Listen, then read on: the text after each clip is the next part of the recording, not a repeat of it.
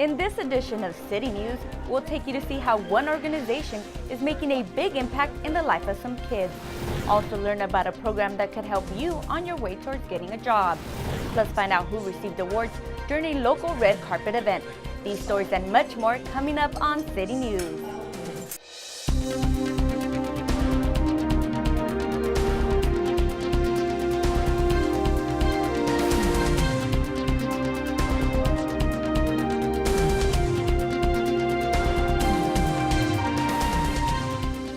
Hello and welcome to City News. I'm Jennifer Murillo.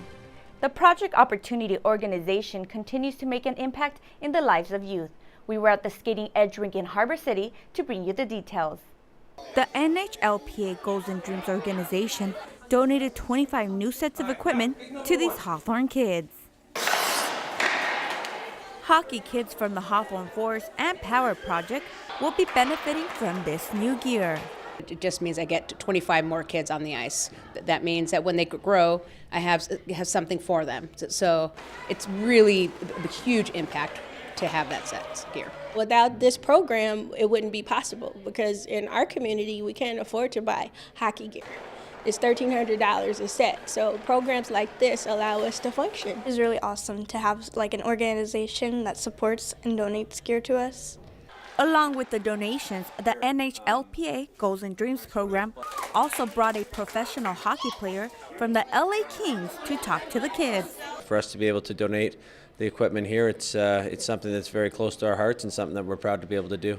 They now have something to look forward to. It gives them the I can attitude. I can be something. I can be a professional hockey player. I love seeing more experienced people, and it's good to know them and meet them and see how they talk and their personalities. Dion Faneuf answered many of the kids' questions and emphasized the importance of maintaining a healthy diet for on and off the ice. I've always wanted to make stuff like that, but I always thought it was too hard in a drag, but when he showed us, I kind of took notes on it. It's a great game that we get to play, and I'm so glad that these kids are enjoying it as much as I do. The Project Opportunity organization is teaching the youth more than just the sport of hockey, but mentors them to be better individuals. To learn more about Project Opportunity, visit their website at www.projopportunity.com.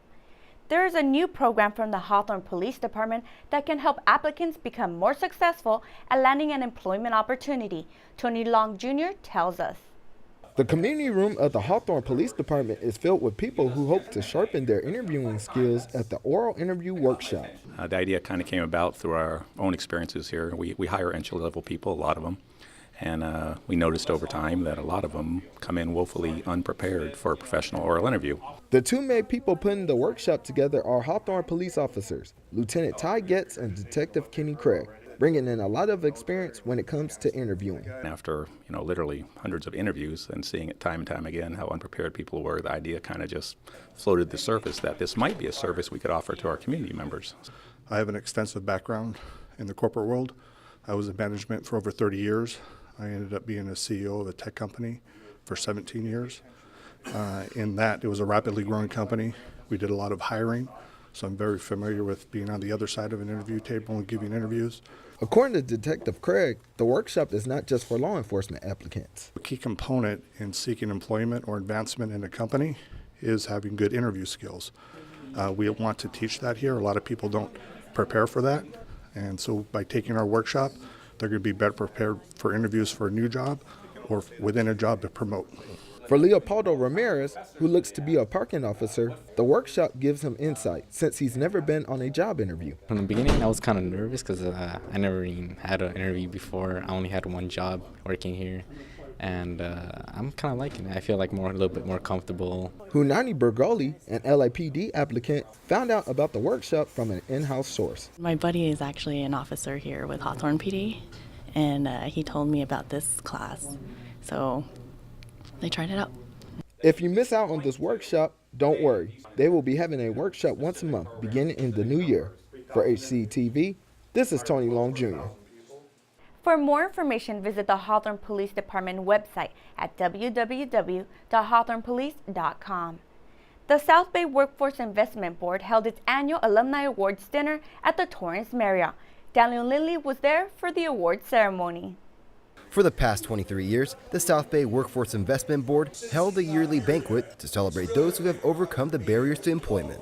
So we serve thousands of participants each year, but we picked out a handful that were indicative of the successes that many of the people that come to our one-stop centers achieve. The South Bay One Stop Center offers various trainings such as job skills, education, and career development, helping people get employed like U.S. Army veteran Leslie Harris and UC Riverside graduate Connie Choi. Well, personally, it's helped me gain employment. It's helped at an incredible rate. Not only did it not take long, but it has kept me employed and has continued to keep me employed. Growing up, I didn't ever feel like I had a lot of opportunities around. And for a program like this to give opportunities for students who are from working class families, it's amazing. Hawthorne City Council members explained that partnerships with the South Bay Workforce Investment Board is very important for the community. It's part of the solution. If you don't have this, there's going to be a lot of people that are unemployed. It's very important that the city of Hawthorne continue its relationship with the South Bay WIB, because any community such as Hawthorne that cares about its residents is going to want to make sure that they're trained with the latest skills, the latest technologies to be able to compete in the workforce. According to CEO Jan Vogel, the One Stop Center has helped more than 100,000 people a year in its 35 years of service. That's over 3.5 million people. For HCTV, I'm Daniel Lindley.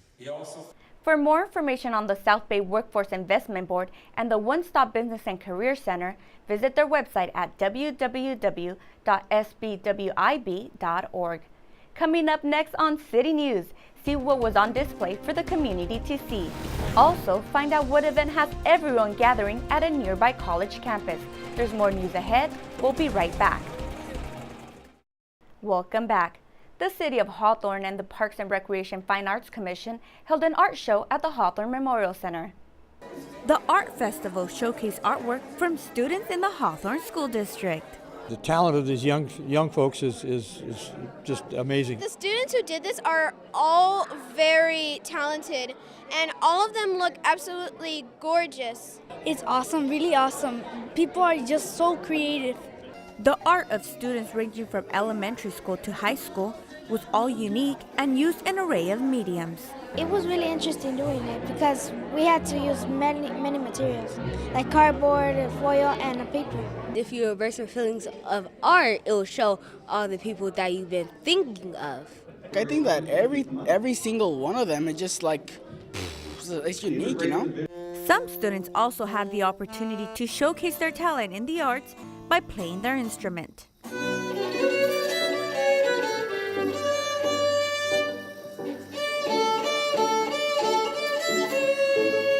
Today's exemplifying the talent that we have here in our community. I'm really excited and really proud.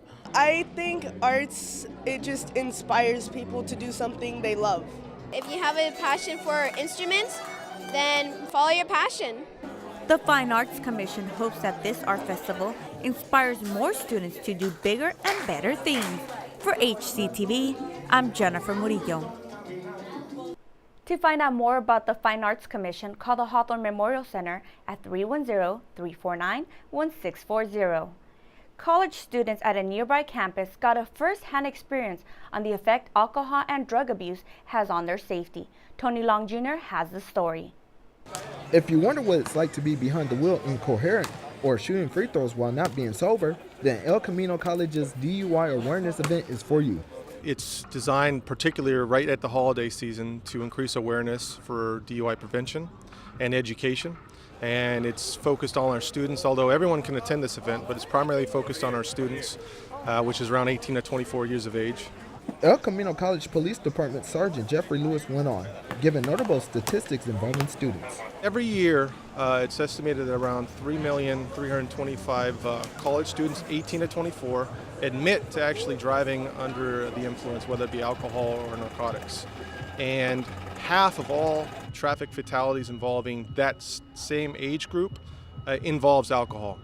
To replicate the experience of being under the influence of narcotics, students wore weed goggles while trying to perform their activities. Going behind the car with the weed goggles is like, it's not a good thing. You see like 3 cones at a time, you think your mind playing tricks on you, like start like tripping.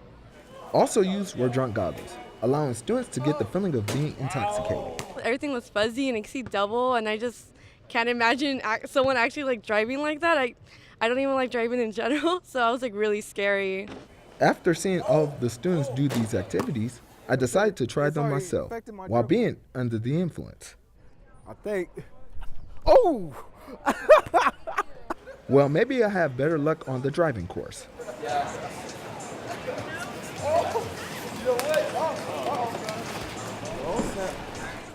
Well, after doing all of this, I learned one thing.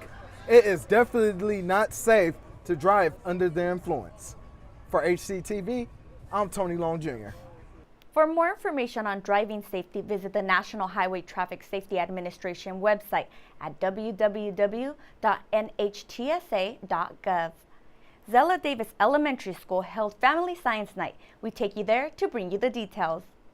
Third and fourth graders and their families gathered at the school's cafeteria for the third session of Family Science Night. The kids are going to be going through an engineering design challenge, working through the process with engineers this week from the Aerospace Corporation. It's really wonderful that the local engineers are coming here because it really provides a connection to the local businesses, but also to the careers, so they become tangible for the students. It's something that they can see and participate and feel like they can achieve. Engineers introduced the challenge before students broke off into groups to plan, build, test, and redesign their safe stopping robot. The goal is we want the students working together with their families, and it's really neat to see them interacting and getting excited. And sometimes as they're doing these engineering design challenges, it's not going to work the first time. They are going to have to try again, and they're going to have to persevere. The design challenge are very fun, and they're fun to make, and they're very hard. So the foil is acting like the charger. When I put it on, it spins and the gummy bear moves. Students not only worked with their parents, but also side by side with engineers who helped guide them through the process of getting the robot to work. Kind of difficult, but easy too.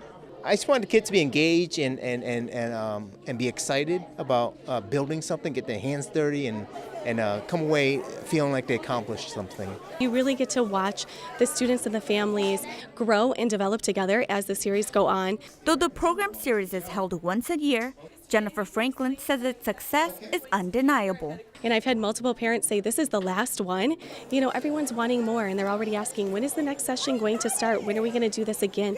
I enjoyed it a lot. I wish there was more programs like this, not just in the school, but in others. Family Science Night facilitators hope that hosting programs like this will inspire kids to pursue careers in STEM.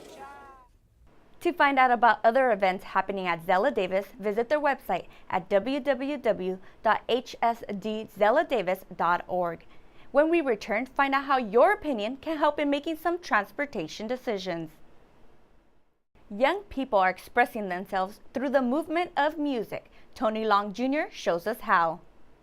If your child has the moves to coincide with the rhythm, or just want to have fun, then Alicia Littleton says that the Fantasia Dance Ensemble Jazz and Hip Hop Mix class is the place for them.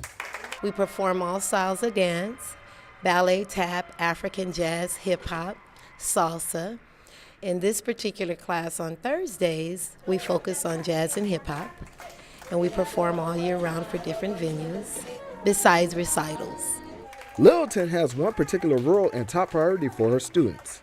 We always stress academics first, and I let them know that with rhythms and music, it aids in reading and mathematics, teaching them rhythms, and they must do homework first. Melanie and Diego are both veteran students of the Ensemble class. I've been in this dance class for 4 years, and I really like it because Miss Leisha, our dance teacher, always comes with new stuff, new songs to dance during the year. Miss Alicia teaches us very for beginners, very beginner moves. But after a couple years, after she sees potential in us, she sees she gives us better moves, to show us our full potential, to see how far we can go. Melanie's mother, Adriana Camarena, sees the growth and commitment from her daughter in the class. I love it. I like to see that she dedicates herself to whatever she's involved in and her hobbies, because it could be a future career for her. But I like that she puts the work and effort to see where it's going to lead her and take her in life. The program is offered year-round, with 8 classes per session. For HCTV, this is Tony Long Jr. For more information about the Fantasia Dance Ensemble class, contact the Hawthorne Recreation and Community Services Department at 310-349-1640. Following a short hiatus and gaining support from the LA Galaxy, the Hawthorne Futsal League is back in full force. Ernesto Giles tells us more. With the simple philosophy of not only teaching the fundamentals of futsal, but also teamwork and sportsmanship, the City of Hawthorne has restarted its Futsal League for children ages 5 through 12. The mission is to get the kids to understand the fundamentals and learn a new sport and how to use the things that they learn in a sport to apply it to everyday life. The LA Galaxy donated the balls the children used in this 8-week-long league. It is split into 2 divisions, each with 4 teams. Tyler from the Hawthorne Futsal Club says that a special bond is made within the teams. Now it feels like my team is a family to me, so it's fun to play with them. Making friends, kicking the ball. The younger division doesn't keep score, hoping to make it more appealing to parents and kids to come out and enjoy a good game of futsal. It becomes more fun because no one's worried about winning or losing. They're just happy to see their kids out there, not behind a TV set or playing video games, so they're actually engaging in some physical activities. Sharks on 3, 1, 2, 3. Some of the parents volunteer as coaches, which provides an opportunity to instill good sportsmanship and teamwork to all their players. Tell them that the teamwork makes the dream work. So if everybody plays together, everybody gets to enjoy the game. One person taking over does not mean that we have a team. I really want them to enjoy their time here and learn what it means to play a sport well and be a good teammate and to be a good sport with the other team that they're playing against. The league will continue through December, and games are held every Saturday. This is Ernesto Giles reporting for HCTV. To find out more information about the Futsal League, contact the Recreation and Community Services Department at 310-349-1640. As electric bikes and scooter programs have become more common, many areas of concern have come up. We take you to find out how local officials are trying to be proactive with this new trend.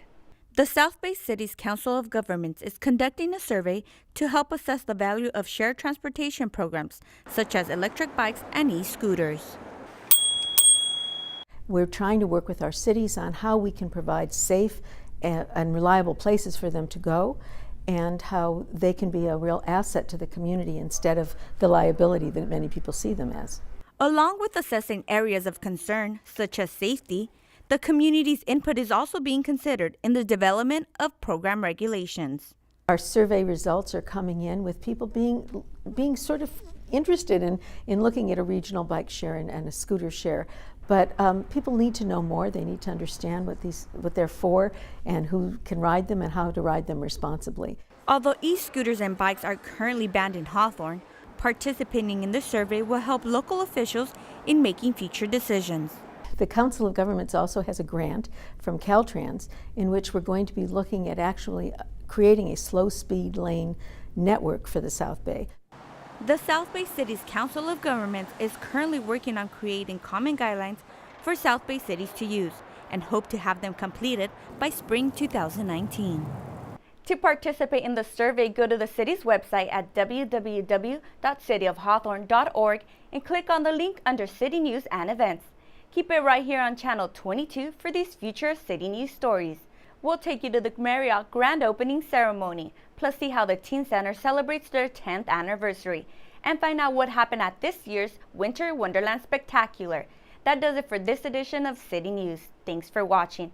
If you have any story ideas, please call us at 310-349-1630 or email us at hctv@hawthorneca.gov. Don't forget you can watch City News online on YouTube by searching Hawthorne Community Television. We'll leave you now with more footage from the Futsal League. See you next time.